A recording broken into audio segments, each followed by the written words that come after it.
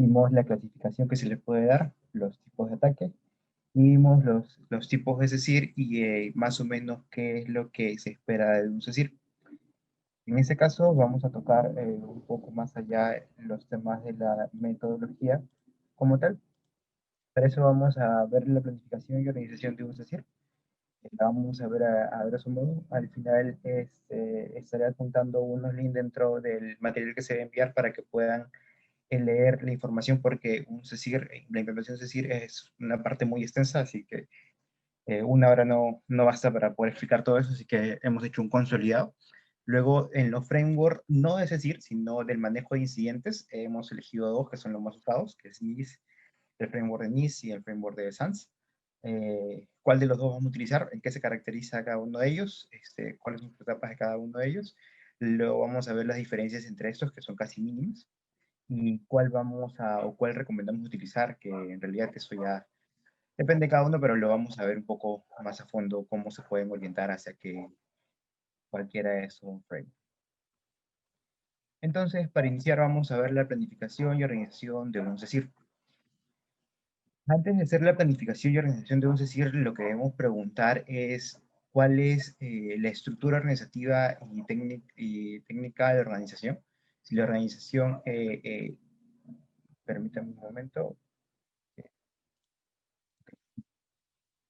cuál es la organización, la estructura de la organización y la técnica de la organización. Si la organización está preparada para obtener o tener un área más dentro de esta, acuérdense de que el grupo, vamos a decir, involucra tener a gente especializada en el tema de respuesta a incidentes con bastante perfil técnico sobre ethical hacking, penetration testing, threat intelligence, que pueda aportar a la organización. Y normalmente lo que se busca del CECIR es que sea una organización transversal, que permita tener y que tenga la autoridad suficiente para poder tomar acción o tomar acciones cuando ocurre un incidente. También debemos preguntarte a qué comunidad se va a dar servicio. Eso es lo que se llama la constituency o la jurisdicción de un CECIR. Un CECIR cuando se crea, acuérdense que teníamos CECIR de forma del Estado, CECIR comercial y CECIR de forma interna o privado. Ese CECIR privado quiere decir que solamente responde cuando su organización está siendo afectada o está corriendo un incidente. Cuando es un servicio, es que una empresa tipo BaFin ofrece el servicio de respuesta a incidentes con su CECIR para que nosotros respondamos cuando pasa un incidente. ¿Ok? Debemos pensar a quiénes o a cuál es nuestra comunidad o nuestra jurisdicción para que el CECIR se pueda levantar o activar. ¿Cuáles son las metas y objetivos del CECIR? Esto viene mucho la misión y la visión del CECIR. ¿Para qué lo estamos creando? Bueno, literalmente esto sí hay que empezarlo un poco porque no todas las empresas tienen la posibilidad de poder crear un CECIR y cuando llegan a toparse con definir sus objetivos o su misión, pues no la tienen muy claro, ¿no? Pese a que un CECIR se crea más que todo para la respuesta a incidentes. ¿Ok? Pero acuérdense que también necesitamos recursos, necesitamos profesionales, necesitamos capacitación, necesitamos herramientas que influyen o incurren en un gasto grande dentro de la organización. ¿Qué servicio se va a proporcionar? Acuérdense que el principal servicio y un servicio obligatorio, es decir, es la respuesta a incidentes y también es la interacción de esta respuesta a incidentes, como también alguna integración con Threat Intelligence. ¿Okay? Hay que también pensar qué es lo que vamos a ofrecer como servicios, es decir, el nivel de autoridad, que el CECIR debe tener la suficiente autoridad para poder gestionar o poner, tal vez activar un plan de contingencia o tomar medidas contra ciertas áreas para evitar que esas áreas se vean comprometidas. Asimismo, el papel y la responsabilidad del personal de CECIR. Esto es porque, como les decía, se pretende o se espera tener un grupo, un equipo que esté constantemente capacitado y preparado para responder a la respuesta a incidentes que ocurra dentro de la organización. Si no se tiene unas responsabilidades dadas digamos así, santificadas dentro de un papel, no va a saber exactamente quién es el equipo ni qué hacer, quiénes lo conforman. qué equipamiento e infraestructura de red necesita para dar soporte a sus funciones diarias. Como un CECIR no es tan solo se activa cuando se realiza un incidente, también eso depende del propósito, de la misión y de los servicios que se estén otorgando. Entonces, nosotros debemos tener la infraestructura y el equipamiento necesario para poder realizar esos servicios y proporcionar esos servicios a nuestra jurisdicción, que vendría a ser nuestros clientes como tal, ¿no? Carlos, por ahí hay alguien que creo que tiene el micro habilitado.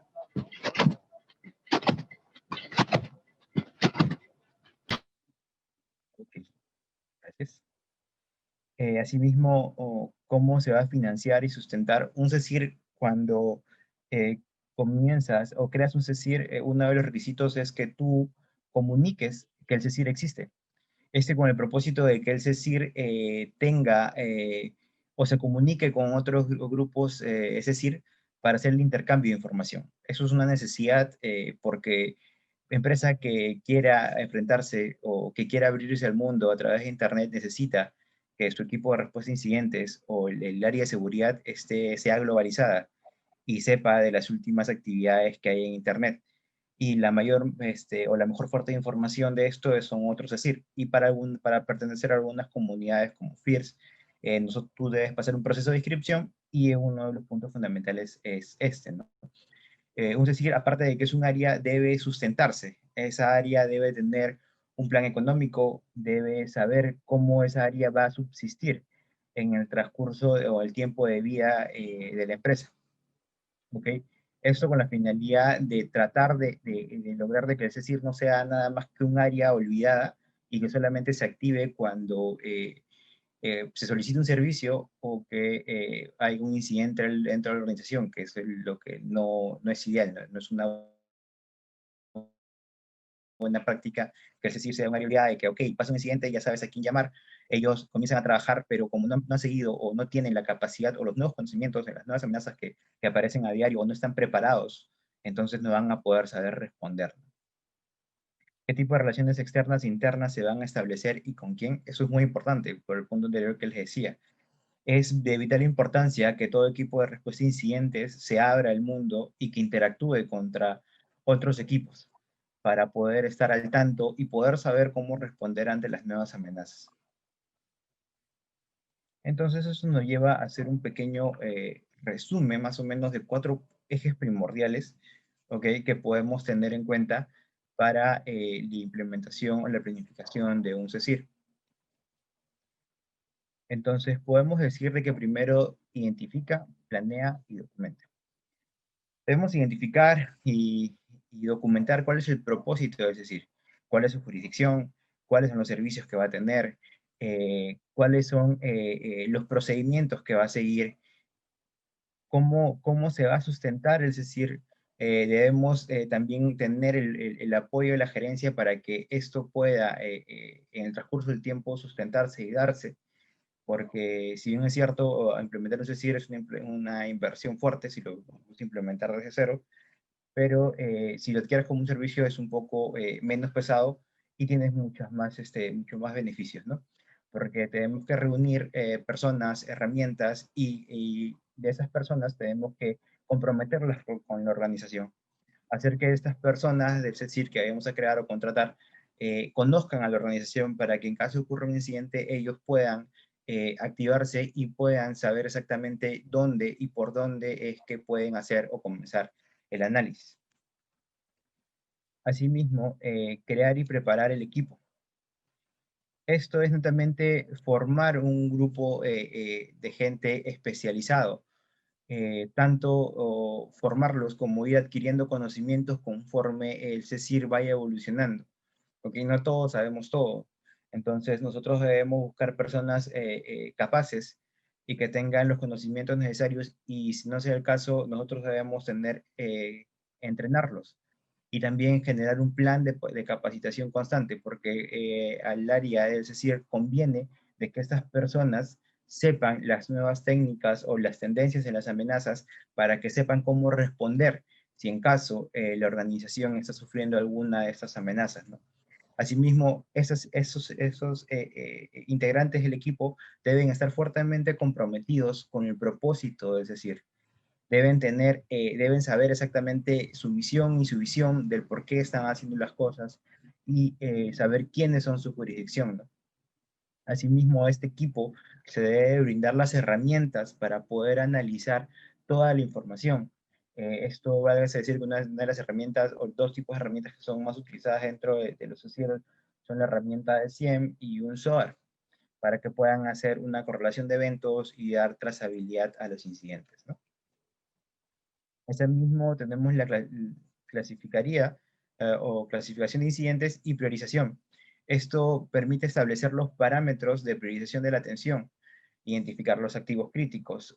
Con esto lo que buscamos es saber cómo responder cuando se producen varios incidentes a la vez, que si bien es cierto pueden ser aislados o pueden los dos ser correlacionados. Como vimos en los videos anteriores, en el último video de la el primer módulo, nosotros vimos un ataque muy bien orquestado, donde hicieron un ataque de negación de servicio para tratar de persuadir al equipo de respuesta a incidentes de la empresa para que solamente se enfoquen en evitar el ataque de negación de servicio, mientras que por otro lado se estaban colando a la red. Entonces, si no tenemos una priorización de los activos críticos de la organización, puede provocar de que perdamos visibilidad y podamos clasificar mal un incidente y podamos destinar recursos equivocadamente. Entonces, con la clasificación de incidentes, nosotros podemos priorizar y podemos saber cuántos recursos necesitamos para poder atender un incidente y qué tanta importancia le podemos dar. No es lo mismo que se infecte un equipo de forma aislada con el virus de carpetas compartidas de accesos directos que se infecte el file server. Entonces las prioridades son distintas, pero para eso debemos mapear nuestros activos críticos o los activos críticos de los clientes que pertenecen a nuestra circunscripción o nuestra jurisdicción. Con esto nosotros podemos saber si se activan varios incidentes a la vez de varios clientes, nosotros podemos intentar hacer la priorización para saber cómo destinamos los recursos de una forma más óptima para lograr tapar todos los incidentes o responder hacia ellos. Y como último punto, nosotros hemos podido identificar que es comparte e interactúa.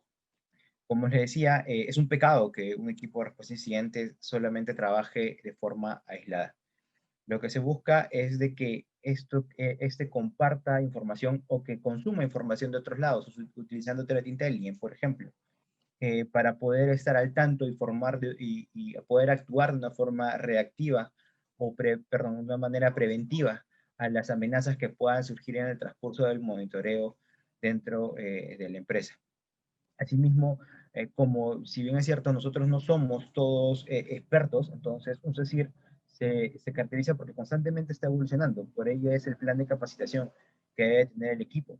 Entonces, esto provoca de que puede ser, y en varias situaciones a nosotros también nos ha tocado, de que nosotros debemos solicitar, digamos así, un poco de ayuda en parte de conocimiento de otros, es decir, que se encuentran fuera del país. Asimismo, ha habido una limitación feedback también al revés, donde nos han solicitado apoyo, que esto es totalmente normal. Puede también haber ocasiones en que un incidente no tan solo es de forma local, sino es internacional. Entonces tú eres parte de las víctimas de otro incidente que se está provocando no en Perú, sino en otro país o tal vez en otro continente. Entonces, estos como puntos bases que podemos tratar de resaltar al momento de crear un CECIR.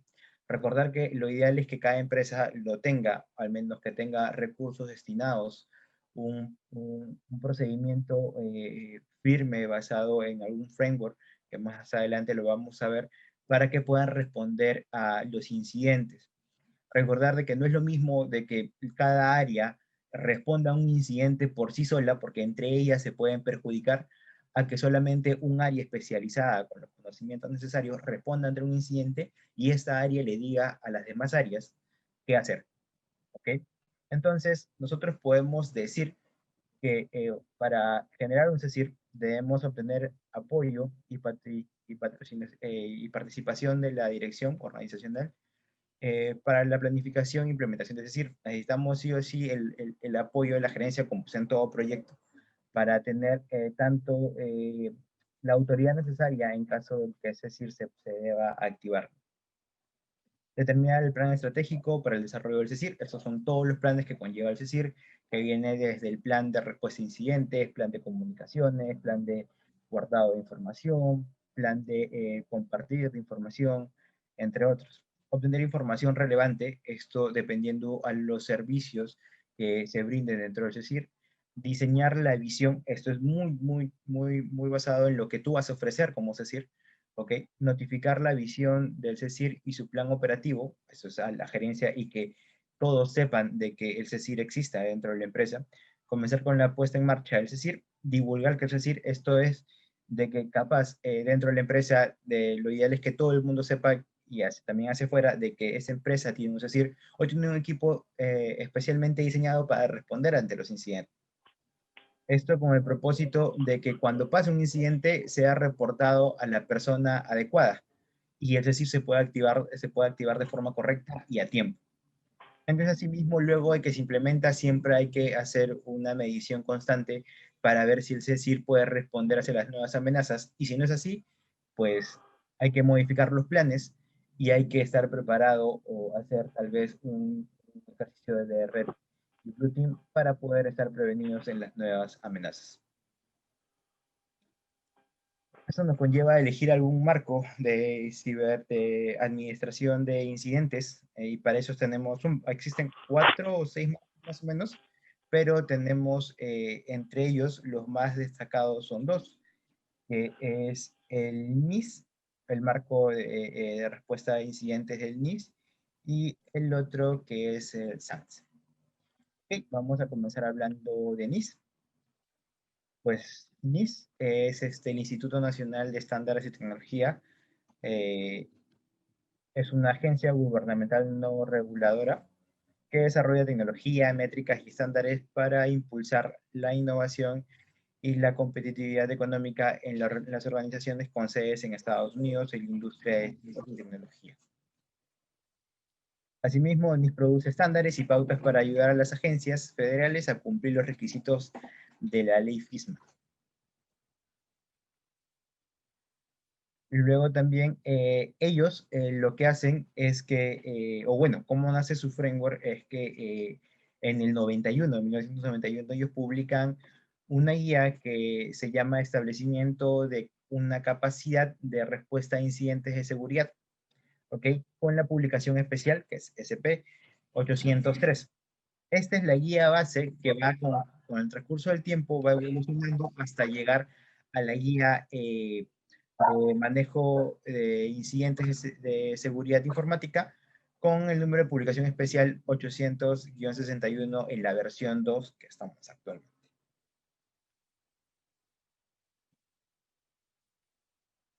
Entonces, el manejo de incidentes según NIST se divide en 4 etapas, ¿ok?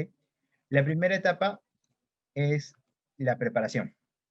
Dentro de la preparación vamos a desarrollar y documentar las políticas de respuesta a incidentes, vamos a definir las guías y mecanismos de comunicación.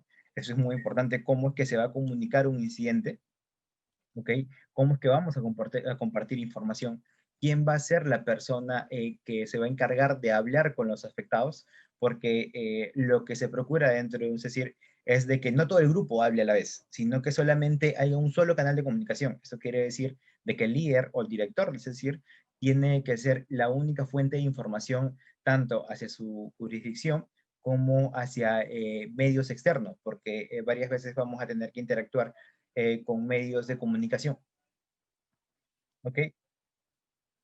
Asimismo, tenemos que ejecutar dentro de la preparación ejercicios de cyber hunting, que es la caza de amenazas. Si sale una nueva vulnerabilidad, pues por ella, a poder probarla para poder indicar o sacar indicadores de compromiso, comportamientos, tácticas y técnicas que están involucradas para poder funcionar de una forma preventiva dentro de la organización y evaluar en cada momento las amenazas o cómo es que el equipo puede responder a las amenazas.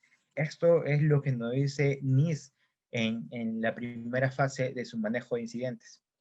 Luego de esto tenemos la detección y análisis. Aquí lo que vamos a hacer es, o dentro de lo que propone el marco, es monitorear los eventos de seguridad que se van generando de las diferentes plataformas. Válgase desde un IPS, pasando por el firewall, pasando por algún switch, pasando por tu proxy, pasando por tu seguridad endpoint, hasta el punto más bajo, que bueno, vendría a ser la seguridad de endpoint. Entonces debemos evaluar todos esos incidentes de seguridad para comenzar a detectar potenciales incidentes de seguridad. Si bien es cierto, esto, si cuando esas herramientas trabajan de forma, están alone o digamos así, aisladas, sin que entre ellas haya interacción, podemos implementar una herramienta de SIEM o una herramienta de SOAR, la cual puede encargarse de recolectar todos esos eventos de seguridad que van generando esas herramientas y poder presentarlos de una forma legible en una sola pantalla, lo cual nos permite una mejor visualización y una mejor toma de información. Luego de esto, este análisis que hacemos a los eventos de seguridad, lo más probable es de que active una alerta y esta alerta, lo que nos dice NIST es de que debemos generar un ticket de atención o en la herramienta que tengamos de Heldes o tal vez en una herramienta muy aparte para el CECIR, donde el CECIR pueda comenzar a llenar un ticket y comenzar a documentar ese ticket con todas las actividades que va realizando, ¿no? Luego viene, dentro de la detección y análisis, también viene lo que vendría a ser la toma de información para poder analizar qué es lo que está pasando y mediante vamos analizando podemos comenzar a proponer medidas de contención. Para lo cual NIST nos propone la segunda fase y la cual nos dice de que lo más probable es de que nos movamos en estas dos fases en el transcurso de un incidente. La tercera fase que nos propone NIST es contención, erradicación y recuperación. Aquí lo que nos dice es de que nosotros, una vez analizado eh, todo, una vez pasado la etapa de detección y análisis, ya tenemos o ya sabemos qué es lo que está pasando dentro de la organización. Entonces, por lo tanto, ya tenemos reglas que podemos realizar para tratar de contener. O sabemos por qué estamos siendo afectados, por qué tipo de adversarios o tal vez malware que estamos siendo afectados y cómo ya responder ante ello. Una vez que comenzamos esta etapa, tenemos la primera subfase, por decirlo así, que es la etapa de contención. Luego pasamos a la fase de erradicación, que es cuando corroboramos de que el adversario o el malware ya no se encuentra dentro de nuestra red. Y luego pasamos a la etapa de recuperación. ¿Ok?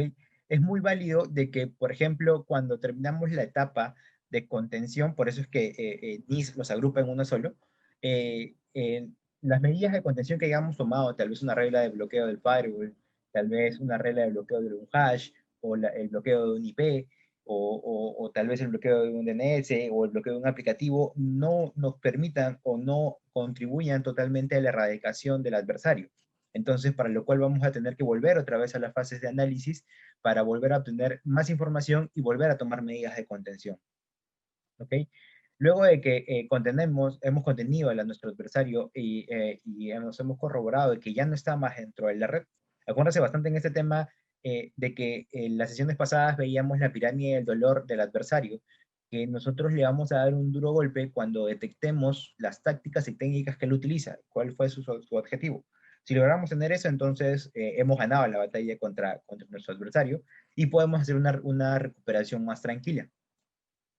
¿Ok? Entonces, en esta fase, como último, lo que busca es que el negocio vuelva a su estado normal, que esa es la fase, la subfase de recuperación. Con esto, NIST nos dice de que terminamos el proceso de manejo de incidentes, entre comillas, terminamos porque en realidad eso nunca para, con las actividades post-incidente, que aquí lo que busca o lo que nos recomienda NIST es realizar un completo informe del incidente, monitorear la red en caso de que vuelva a surgir, actualizar las fuentes de Threat Intelligence que tengamos. Esto quiere decir, si nosotros hemos sufrido un caso aislado, entonces está dentro de, digamos así, una ética, es decir, es en compartir la información para que prevenir que otros sufran el mismo ataque y sean menos impactados que nosotros, tal vez, y que puedan actuar los otros equipos de forma preventiva. Y luego de esto, muy encarecidamente nos dice NIST de que tengamos o realicemos un análisis de lecciones aprendidas, lo cual nos va a conllevar a que nosotros volvamos otra vez bajo estas lecciones aprendidas.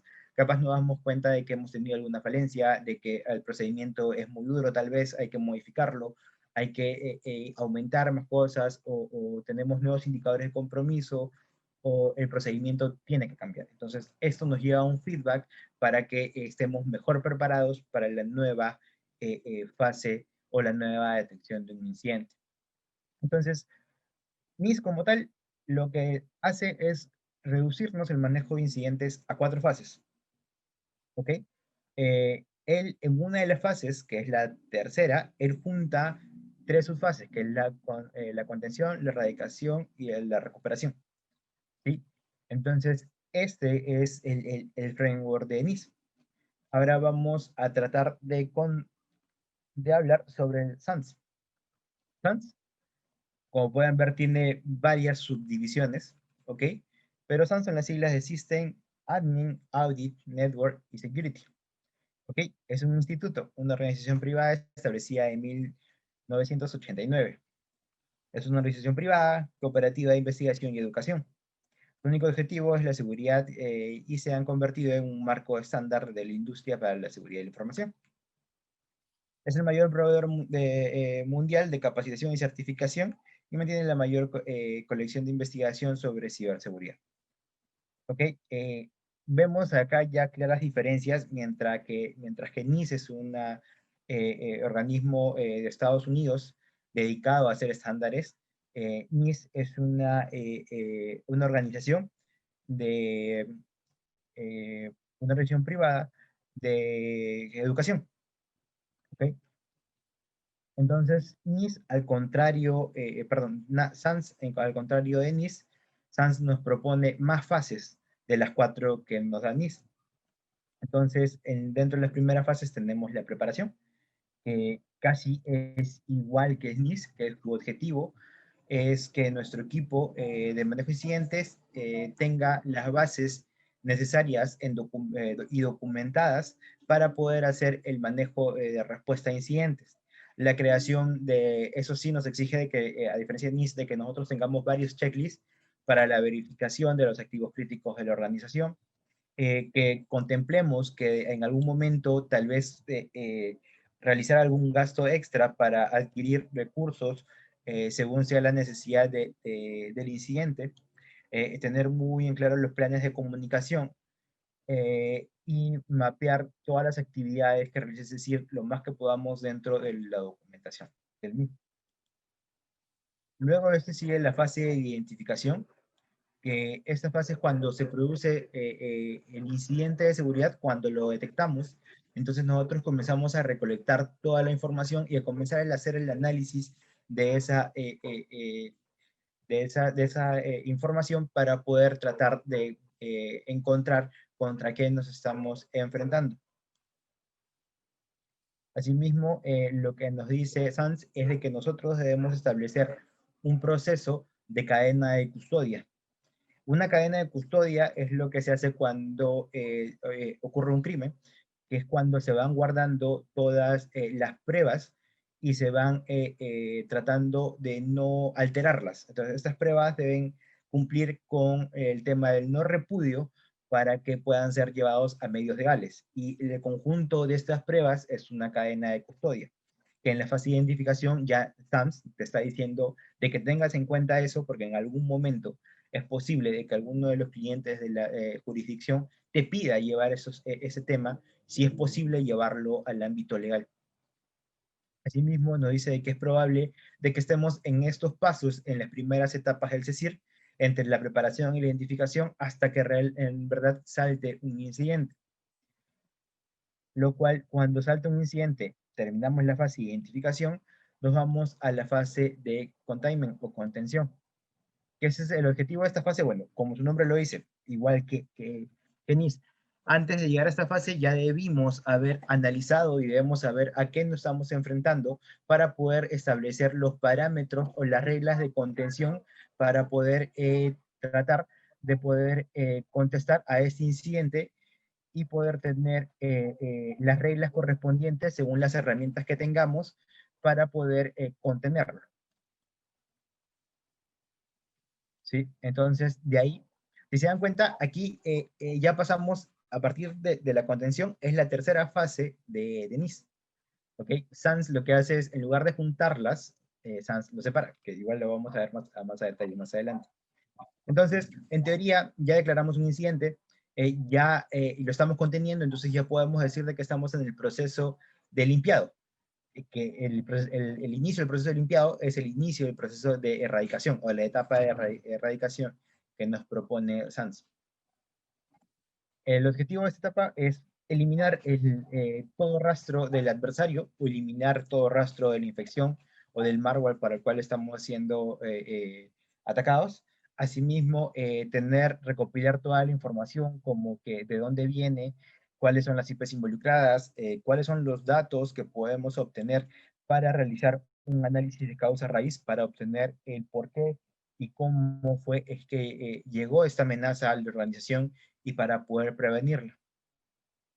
Asimismo, después de esto, lo que nos propone el NIS es el recovery o la recuperación. Eso quiere decir de que la erradicación ya terminó, por lo tanto, estamos limpios y ya podemos iniciar el proceso de recuperación. Igual que NIS, el proceso de recuperación, lo que nos dice SAMS, es de que es objetivo de esta etapa es validar que los sistemas de la empresa estén funcionando correctamente y que no haya más rastro del adversario o del malware a cual ha activado la respuesta a incidentes. Luego de esto, SANS nos propone que hagamos luego que ya volvimos a producción, que nos propone que hagamos un documento de lecciones aprendidas. Asimismo, el documento de lecciones aprendidas, que hagamos un análisis retrospectivo hacia las actividades que realizó el CECIR para ver si fueron las idóneas, que evaluemos los tiempos, que hagamos mediciones de cuánto nos hemos demorado, cuánto ha sido el impacto y cuánto en temas monetarios ha perdido la organización. Esto con el fin de buscar unas lecciones aprendidas un poco más fuertes y poder dar un feedback a nuestro CECIR y poder mejorar. Entonces, con SANS, eso sería todo su procedimiento. Asimismo, nos hace recordar de que es muy posible de que dentro de las fases, desde identificación hasta la recuperación, que vayamos una fase hacia atrás. Eso es totalmente comprensible, igual que NIS, porque en algún momento es posible que nos demos cuenta de que no hemos eliminado, por ejemplo, todo rastro del atacante o no lo hemos contenido completamente. Entonces no podemos pasar a la siguiente fase, por lo cual nos toca retroceder para volver a la identificación o la fase interior para tomar medidas y erradicar o contener o volver a la recuperación de los sistemas afectados. Entonces, diferencias que hayan dentro de NIST. Bueno, más que todo, diferencias nos vamos bastante en lo que son las fases. ¿Ok? Como les decía, mientras que SANS propone 6, NIST lo que hace nos propone 4. Lo que hace NIST es, en una fase, resume 3 de las de SAM, como la pueden ver aquí en el gráfico. Entonces vamos a ver una a una en las fases, cómo es que vemos si es que vemos alguna diferencia dentro de cada uno de estos frames. Entonces, dentro de la primera fase, que es la preparación para los dos, lo que tenemos que es totalmente similar.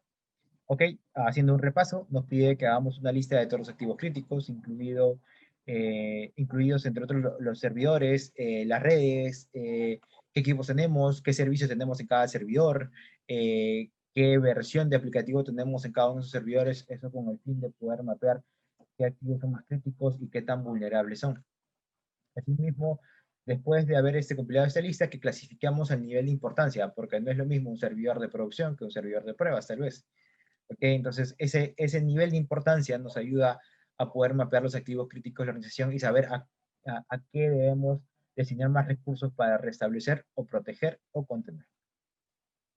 Luego, lo que nos dice también es de que hagamos como que un snapshot o un scriptshot al consumo del tráfico dentro de la red para tratar de buscar desviaciones o como una línea base que nos permitirá hacer o detectar desviaciones en futuros análisis. Esto mayormente se hace de forma automática con algunas herramientas de SIEM y de SOAR. Luego nos dice también que creemos un plan de comunicación orientados para contactar y asimismo esos planes de comunicación deben ponerse a prueba. ¿Y cómo se pone a prueba? Es más que todo enviando un mensaje para saber que el destinatario está activo y que respondan a estos mensajes, tanto cuando realizamos la prueba como cuando enviamos el incidente o cuando requiramos de la ayuda. Determinar los eventos de seguridad y los umbrales, que comenzamos dentro de nuestros procedimientos a decir cuándo o qué para nosotros es un evento crítico, cuándo lo consideramos y cuándo es que se considera un evento crítico, ¿no? Eso también nos hace de forma automática las herramientas de CIEM-SOAR, que te permiten establecer criterios según la matriz de activos críticos de la organización. Luego, tu plan de respuesta a incidentes, y luego nos pasamos a la fase 2, que es la fase de identificación para SANS y para NICE de detección y análisis. Igual, siguen siendo igual, pero como repaso tenemos que en esos puntos se identifica un incidente. Aquí es ya cuando se inicia literalmente el proceso de respuesta a incidentes, ¿ok? Que es en la identificación. Aquí es donde entra en un modo de investigación constante, donde cuando notamos una anomalía, nosotros activamos y según nuestros parámetros activamos la respuesta a incidentes cuando detectemos un incidente. Asimismo, esto es más que todo monitorear, por decirlo así, con las herramientas necesarias, tanto una herramienta de SIEM, SOAR, o tal vez una herramienta de DR, que también te da un poco más de visibilidad en la seguridad endpoint, para poder detectar parte de estas anomalías y poder declarar un incidente. Luego tenemos las tres fases y la gran diferencia que tenemos en cada uno de los marcos. Si bien es cierto, o como les decía, SANS lo parte en tres y lo que hace es los agrupa. ¿Okay? Lo que nos dice así, bueno, aquí es la contención, es contener o detener las actividades del adversario, del barco al cual estamos haciendo, y la erradicación es eliminar toda amenaza dentro de nuestra organización, y la recuperación tiene como objetivo hacer que el sistema vuelva a funcionar, ¿ok? Que volvamos, entre comillas, a la normalidad, ¿ok? Luego, la última parte, que si bien es cierto, es casi parecida, pero con nombres distintos, ¿ok? Es donde nos permite dar un feedback a nuestros procedimientos para, o con la ayuda de, o con el propósito de buscar mejoras dentro de nuestro equipo de respuesta a incidentes. Esto no, lo que no va a obligar es a actualizar la información, no tan solo en procedimientos, sino a tratar de documentar la mayor cantidad o lo más preciso de los incidentes para tener una base de conocimientos. Acuérdense de que todo conocimiento que genere cualquier área de ciberseguridad debe ser documentado. Esto con el fin de que no se quede el conocimiento dentro de una persona. Los que trabajamos en ciberseguridad debemos tener mucho en cuenta de que la mejor forma de estar seguros es compartiendo información.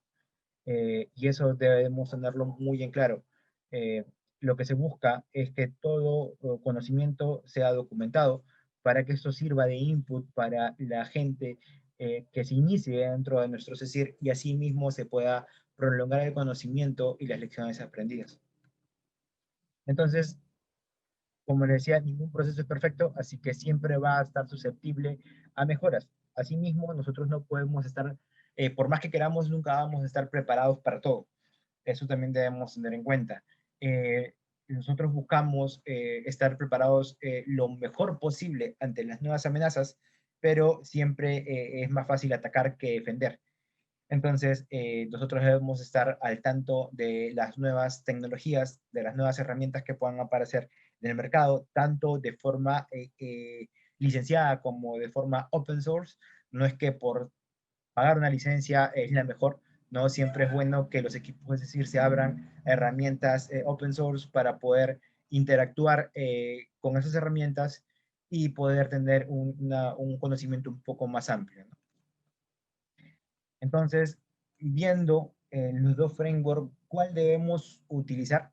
Pues La documentación que vamos a ver es un pequeño análisis que se realizó dentro de la empresa Allen Bowl. Nuestros amigos Allen Bowl, parte de una de las comunidades a las cuales pertenecemos, hicieron una pequeña encuesta, ellos también por su lado, de cuál es el framework que más se utiliza, en el cual, si bien es cierto, es imposible recibir una respuesta a qué framework deben utilizar cada uno. Eso depende bastante de cada uno, pero realmente se reducen las preferencias personales de cada uno.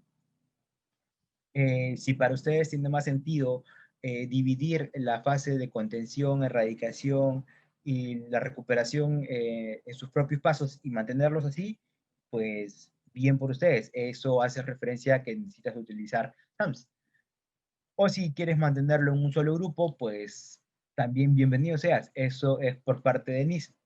Ambos frameworks son populares y tienen bastante acogida dentro del mercado. Por lo tanto, que decir que NIS es más bueno que Sans o que Sans es más bueno que NIS, pues no hay validación sobre eso. Eso depende de cómo tú te sientas más cómodo y cuáles sean tus objetivos. Eh, Respecto también a esto, depende mucho que hacia cuál o cuál es tu propósito, es decir, y qué servicios vas a ofrecer para poder implementar una respuesta a incidentes. Acuérdense que la respuesta a incidentes, si bien es cierto, es el servicio obligatorio que todos decir deberían tener, pero existen más servicios que lo vimos en la sesión pasada, que era como el envío de boletines, el análisis de nuevas amenazas, threat hunting, Threat Intelligence, entre otros servicios que puede ofrecer. Es decir, entonces, dependiendo de esto, es lo que es cuando uno puede elegir uno de estos frameworks. Entonces, Carlos, eso sería todo por hoy. Creo que podemos pasar al módulo de preguntas y respuestas.